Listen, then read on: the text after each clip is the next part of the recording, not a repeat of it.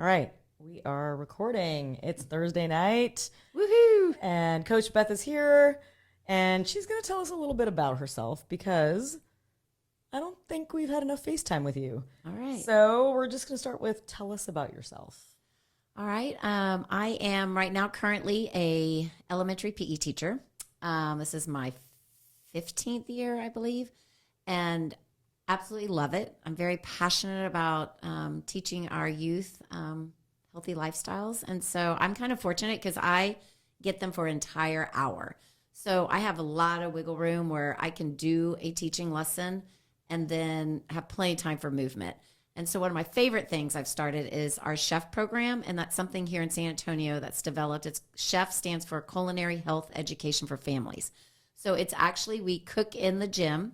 We do a little cooking demo, and then the kids get to sample the food, and then they go home with the recipe. And I have this chef wall where if they make the recipe at home with their family, send me a picture, we put it up, and we get to celebrate their success and trying new recipes. It's all recipes designed to be easy to make, obviously nutritious and inexpensive. So it's been a fun little. I've done this now probably 8 years now. That is so exciting. I actually did not know that. The kids actually can't wait when they see me walk out of the gym with my apron on. They're like, yes, it's chef day.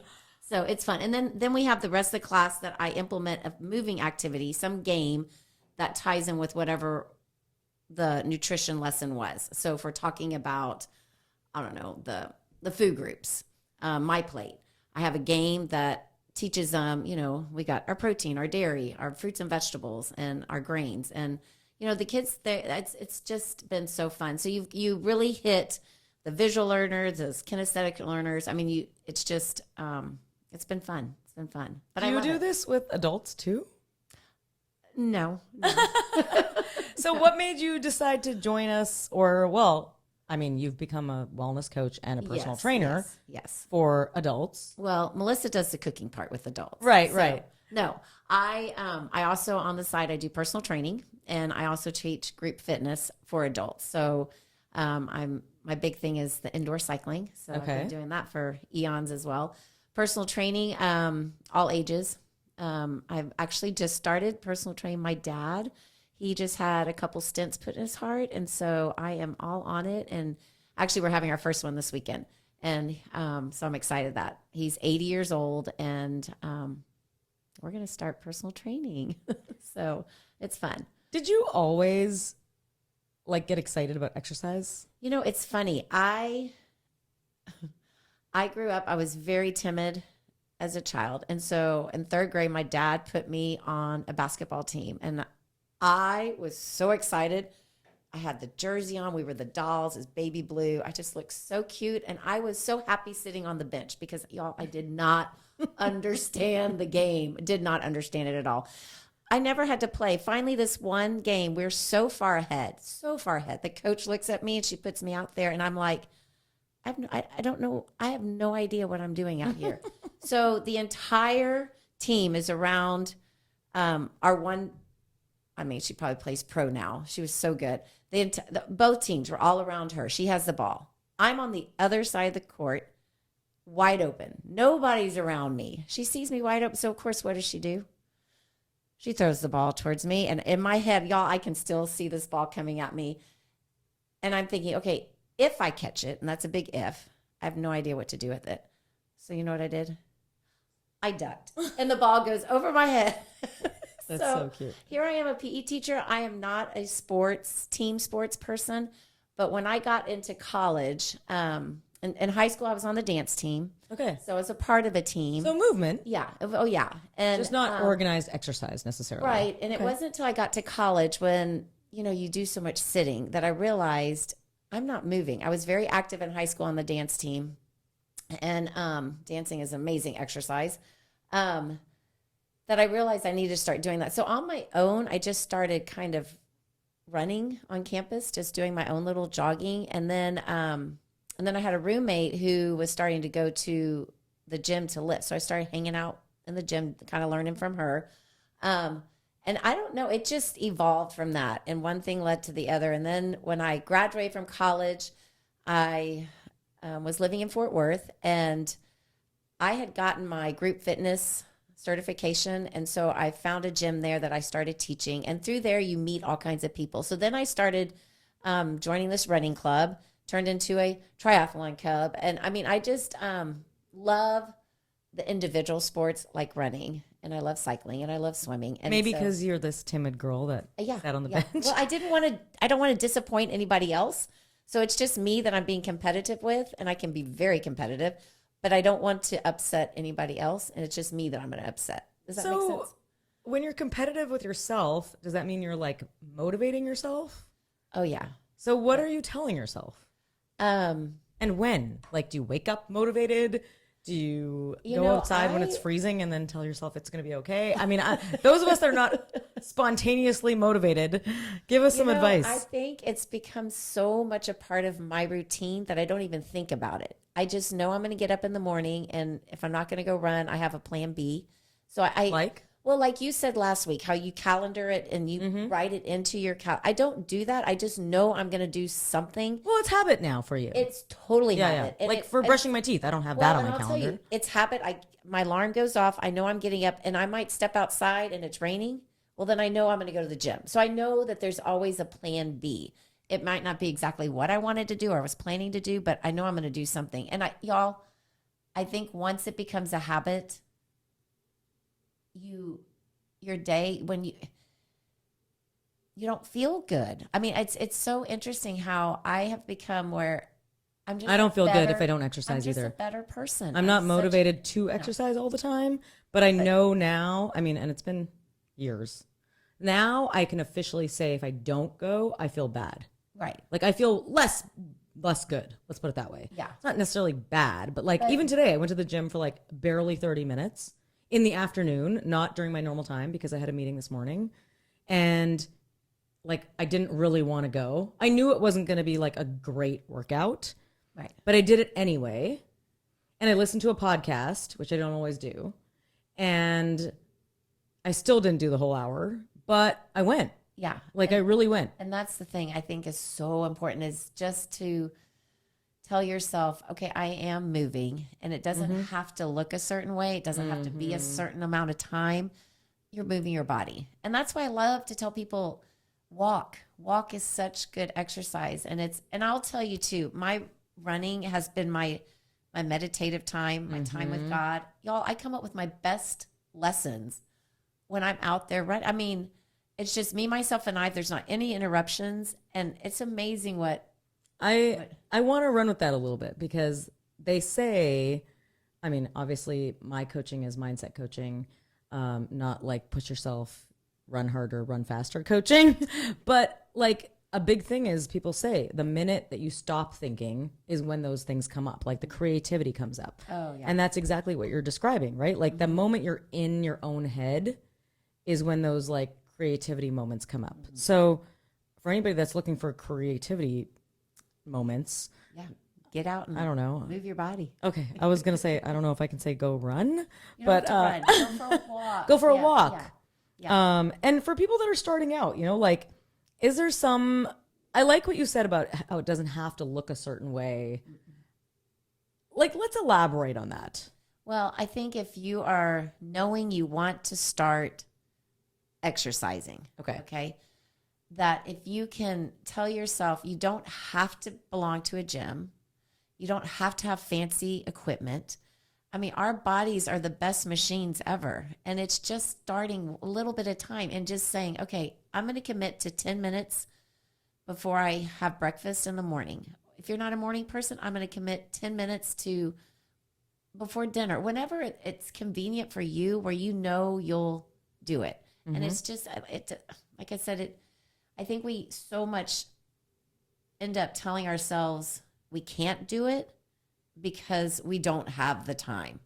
We don't have the resources. And we can come up with so many excuses. And it's just starting off one step at a time, making it small, simple. It doesn't have to be crazy. And yeah, I mean, it doesn't have to be crazy. That's so true. I mean, I'm probably a good client for you someday. I'm scared. I would be excited. I'm going to train to be trained by Coach Beth. But like, I I read this thing that says that if you think you can or you think you can't, you're right. Oh, I love that. And Yeah. so, like, I think a lot of it is catching those thoughts, maybe, right? Like for you, it's like automatic. It's like brushing your teeth. It's probably relatively automatic for me, but I will find a reason not to go. Like, even though I know, so even though it's been years. But you've learned how it works for you by Yes, by that works calendaring for it me. down. You're That right. works for you. You're right. And so I think everyone just has to see everyone's personality is so different. Yeah. And finding what works for you is what's going to work. And two, you can't you can't tell yourself I'm going to go run when you hate running. I Right. mean, That's me. Yeah. And so you have to find something that you love, something that if you love dancing, if you I do love love tennis, dancing. pickleball. I mean, And maybe try a bunch of things. yeah. Like I started on the treadmill and then I got back pain. So Yeah, right. then I had to go to elliptical. But I do love Zumba. It's freaking hard though. Well, and see, some people need the music. Some people Yeah. need the camaraderie. And I started on the elliptical with like dance music. That I remember now. Yeah. That's how I started, so that it would like be pumping. I'm sure people behind me were like, "What is she doing?" So, what challenges have you had in your movement journey? I'm gonna narrow it down. Well, we're gonna get personal here. Yeah. Okay, so I have developed osteopenia, and so I keep thinking, how could my bones be so weak when I am weight bearing exercise all the time? I eat well, and so now it's that journey of finding out what in my body is keeping me from absorbing nutrients to keep my bones strong. Because I feel like, why is this happening? Why is this happening to me? And so, y'all, I have had so many stress fractures that it's So it's osteopenia or osteoporosis? well, I need to go do another Okay. test. I mean, and the see. doctor in me needs to know, No, but I it doesn't know. really And, matter. Well, and I do need to talk to you about that. Yeah. But yeah. But I it's need to- interesting, right? Like somebody who's so fit Yeah. that I see, and I'm like, nothing could be wrong with her. Yeah. No, And that's- there's everyone has a challenge. yeah. I mean, I'm not gonna lie that one of the big reasons I don't run, I mean, I don't really have big boobs, but I just can't wear a tight sports bra. So this like running with Well, the you could right just bra pass some on over just here. doesn't work. I just can't. Like I just can't. Yeah. Well, It's see, just not comfortable. It's not comfortable. And my Yeah. pants are falling off, and oh my god, Yeah. I know the people that know me are laughing right now because they're like, "I've seen you run, and that's exactly what it is." What is something that people would be surprised to learn about you? Surprised that I don't know, I'm divorced and was married to an alcoholic, and so lived my marriage trying to figure out that disease, and had 2 children. One, my youngest doesn't even remember the 2 of us being married, and then my older, she was, I guess, 8. No, she would not have been 6. So they were young. And, I think people can't, I think people who know someone with an addiction understand how it's just so hard. But at the time I had to leave. And it's hard to leave when you have 2 babies. And, it's just so scary. And it's just so frightening. But it was hard for the people that knew us to understand it's kind of my fault that this was happening, And so that was a big adjustment. But my ex is now passed because of his disease. And so having to, deal with that it's been hard. And, my kids are amazing human beings, and they're so blessed, and they've learned so much through all this. So it's been a journey for all of us, but I do have a big heart and passion for people. And it's amazing how people don't, you look around and you never, it's one of those things that are what do you call it? You don't know what's behind closed doors. And so I reach out to people who are dealing with alcoholism or any addiction. The underdogs, maybe. Yeah. Thank you for sharing that and being vulnerable. Yeah. I know it's hard. I want to leave with hearing about some mentors that you might have. If you can think of anyone or a few people, I'm sure there's plenty. Well, there are. Tell me a couple and some key moments that. Okay, I'm going to start with my dad, and I'm going to just say through all the divorce and all, he was my person, and he has taught me so much, and just dealing with struggles, and just always just being there, and it helps me kind of have that perseverance that I can do this, and life is going to happen, and that's the way it is. He's a brilliant person. As much as I can say he's my mentor, he's also the one that I've learned that I sometimes have to just not approach, And so that's a big lesson. Yeah. Is finding the balance on, and doing that. But he really also became my kids' kind of father figure, which was really a blessing too. And then of course my mom, she too is probably the most kindest, loving person. And I can remember, as a child being at the grocery store, and she gets to the car and realizes she hasn't paid for the milk or something. And she goes back in, and, she's always instilled integrity, and just been a just very honest person, and loving and caring. She's actually a Lutheran pastor now, was retired, but so I very much grew up in the church and with that. And then I'm going to have to say my two health coaches here. I have learned so much from you two. And I was just telling my son about how it's been so fun, just the journey, and just how patient y'all are with someone who is in this not knowing. I mean, y'all are just amazing, truly. Beth. Truly. So Melissa's not here today, but I'm going to say that you're amazing. Oh, and I'm not just saying that. I know we're getting deep and personal, but I think it's important. I think it's important for everyone to know that we're real, that we're human. Like, I mean, I look at Coach Beth and I'm like, girl, it's never going to be me. No. I mean, and that's okay. I'm fine with that, but I'm on the journey to movement. I'm not like trying to be a PE coach or wellness coach or personal trainer, but and I joke that I'm gonna get trained eventually. I promised myself I was gonna hire a trainer this year, so maybe I'll just hire Beth, and then we're doing it. And then maybe she'll be kind to me. Maybe I'm kind to every one of my clients. Yes, thank you. Yeah. I know that our program is called Healthy Meal Preppers. I think it's really important to know that it's not just about grocery shopping and fancy gadgets, whether they're in your kitchen or whether it's exercise equipment. Before we started this, Beth said, why don't we just talk about how to meditate? And I said, whoa. But you know what? You just explained to me how you meditate. Yeah, that's true. It doesn't have to look or be a certain way. Yeah. Oh, thank you for that reminder. Yeah. So your meditation is your exercise. Yeah. And mine is not a quiet space because I'm not a quiet person. I have to have guided meditation that keeps me focused on my breath. Otherwise I get distracted. I get distracted anyway. And so just a reminder, right? Like your kitchen doesn't have to look a certain way. Your body doesn't have to look a certain way. Your exercise, your movement, your whatever, your thoughts even. Yeah. And I appreciate you pointing that out. Cause one of the things I say is meditate is so important. and it stresses me out because I guess me too. I've been there. I can't sit still. You're like, meditate how?